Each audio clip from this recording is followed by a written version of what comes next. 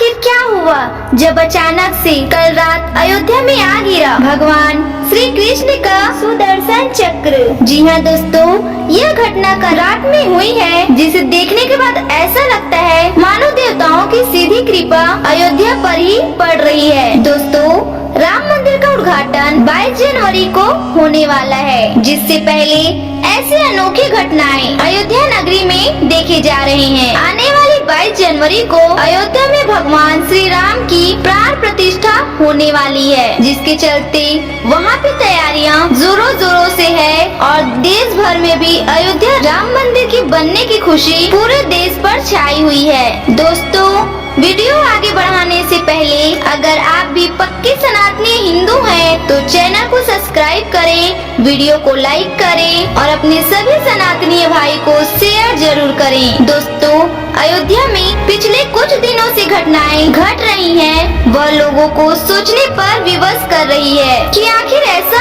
क्यों हो रहा है। जिसमें सर्वप्रथम गिद्धों के झुंड की वीडियो सोशल मीडिया पर वायरल हो रही है और गिद्धों को झुंड को अयोध्या में देखा गया, उसके बाद भालुओं के झुंड को अयोध्या में देखा गया। ऐसे ही बहुत सी घटनाएं अयोध्या में घट रही है, लेकिन अब जो वहाँ घटना घटी है उसे देखने के बाद ऐसा महसूस होने लगा है जैसे भगवान श्री राम साक्षात अयोध्या नगरी में आ रहे हो। उनसे पहले सभी अस्त्र शस्त्र, उनके जितने भी बड़े बड़े भक्त हैं, वह अयोध्या में प्रकट हो रहे हैं। दोस्तों, कल रात सुदर्शन चक्र जब अयोध्या में आकर गिरा तो पल भर के लिए ऐसा लगा जानो पूरी धरती ही कांप उठी है। चारों तरफ प्रकाश ही प्रकाश था और एक बड़ा स्फोट अयोध्या में हुआ, जिसे देखकर सभी लोग हैरान हो गए। सभी लोग के मन में ये शंका थी कि आखिर ये हुआ क्या।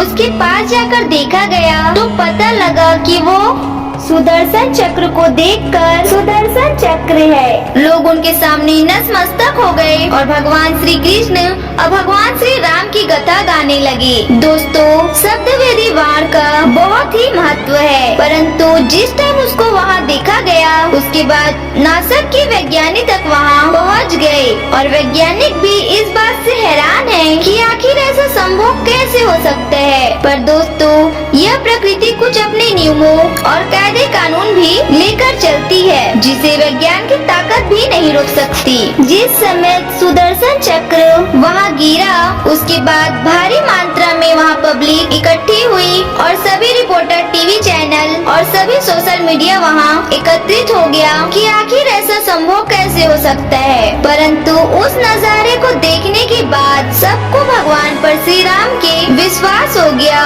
कि श्री राम वाकई में ही अयोध्या में आ चुके हैं।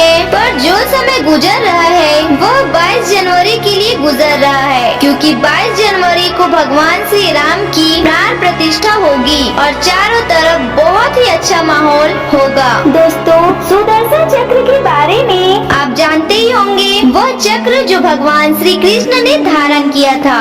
सुदर्शन चक्र की मदद से भगवान श्री कृष्ण ने अनेक असुरों का वध किया था। इस चक्र को विष्णु ने गढ़वाल के श्रीनगर स्थित कमलेश्वर शिवालय से तपस्या करके प्राप्त किया था। सुदर्शन चक्र एक ऐसा चक्र है जो अपने लक्ष्य तक पहुंचकर वापस आ जाता है। दोस्तों, सुदर्शन चक्र भगवान विष्णु के पास एक अमोघ अस्त्र था, जो उनके कृष्ण अवतार के अंदर भी उनके साथ था। कहा जाता है कि सुदर्शन चक्र की मदद से कृष्ण ने अनेक असुरों का वध कर दिया।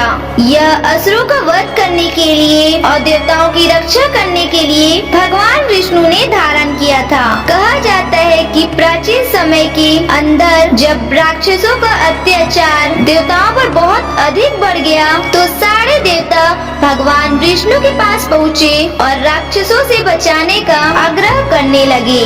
तब भगवान विष्णु के पास भी कोई ऐसा अस्त्र नहीं था कि वो राक्षसों का वध कर सके। इस वजह से भगवान विष्णु कैलाश पर्वत पर जाकर 1000 नामों के शिव की स्तुति करने लगे। उसके बाद वे हर नाम के साथ एक पुष्प शिव को अर्पित करते थे। उसके बाद भगवान शिव ने विष्णु की प्रतीक्षा लेने के लिए विष्णु के लाए 1000 पुष्प में से एक पुष्प को छुपा दिया। भगवान शिव की माया की वजह से विष्णु को पता नहीं चल सका। वो एक पुष्प को ढूंढने लगे। उसके बाद उन्होंने भगवान शिव को अपना एक नेत्र अर्पित किया। तब भगवान शिव प्रसन्न हुए और विष्णु को वरदान मांगने को कहा। तो विष्णु ने ऐसा मोक्ष शस्त्र देने की प्रार्थना की जिसकी मदद से राक्षसों का संघात किया जाए। फिर भगवान शिव ने सुदर्शन चक्र दिया।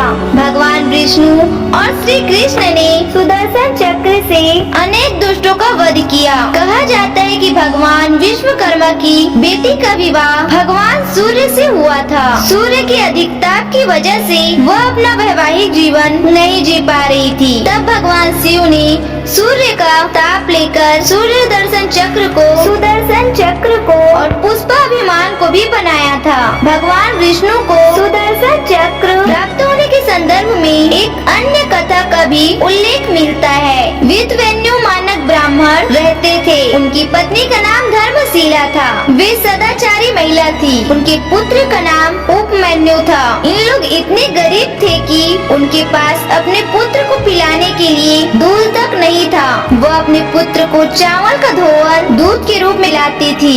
एक दिन वह अपने माता पिता के साथ खोज पर गया, जहाँ पर उसने दूध से बनी हुई खीर खाई। तब उसे दूध के स्वाद के बारे में पता चल गया। उसके बाद बालक ने अगले दिन असली दूध की मांग की और चावल के धोवन को पीने से इनकार कर दिया। उसके बाद धर्मशीला ने बताया कि तुम विरूपाक्ष की सेवा करो। उसकी माता ने आगे बताया कि श्री रामा प्राचीन समय के महान असुर राजा थे। उसका प्रताप इतना तेज था कि उसने अपनी ताकत से तीनों लोगों को अपने वश में कर लिया और विष्णु की कुर्सी को छीनने का प्रयास करने लगा।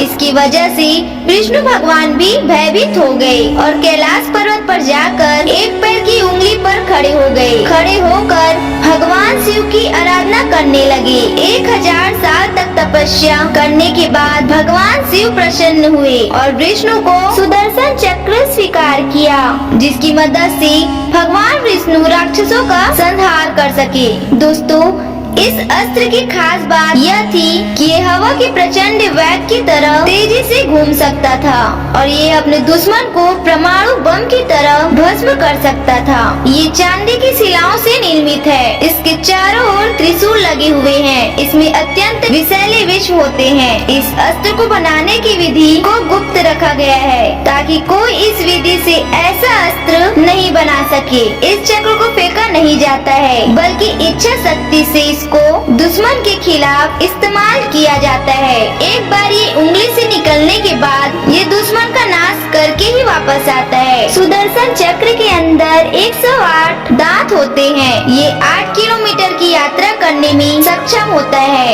ये दुश्मन का तब तक पीछा करता है जब तक कि वो आत्मसमर्पण नहीं कर देता।